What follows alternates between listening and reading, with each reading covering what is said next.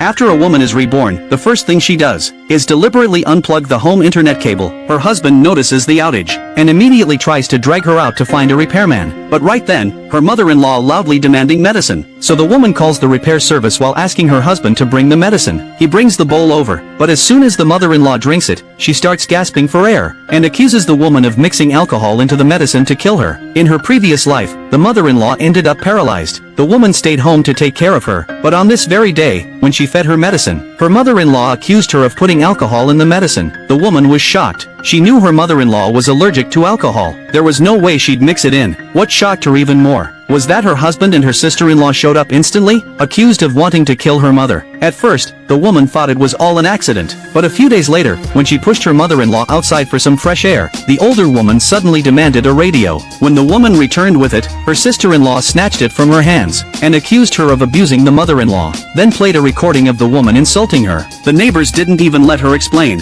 before pushing her into the lake. When she opened her eyes again, she had returned to the very day she was framed. She swore she'd make them pay this time. When it was time for medicine, she intentionally unplugged the internet and used calling a repairman as an excuse to make her husband go get the bowl. And just as she expected, the mother-in-law had an allergic reaction after drinking it. Right then, her sister-in-law accusing the woman. The woman immediately questioned her husband. He was the only one who touched the medicine. Just as he was about to deny it, neighbors stepped in and said they had been right outside and saw clearly that he was the one who brought the bowl. If he didn't poison her, then who did? The husband panicked, shaking his mother, trying to force her to wake up and tell the truth. The neighbors called the security director and had the husband taken to the police station. Seeing her son taken away, the mother-in-law hurriedly insisted he didn't try to harm her, but the woman said the police would sort everything out. The next day, the mother-in-law suddenly claimed she felt tight-chested and asked to be taken outside. The woman pushed her straight to the park, just like in the previous life. Halfway through, the mother-in-law demanded her radio again. The woman went home without hesitation. She turned on the radio,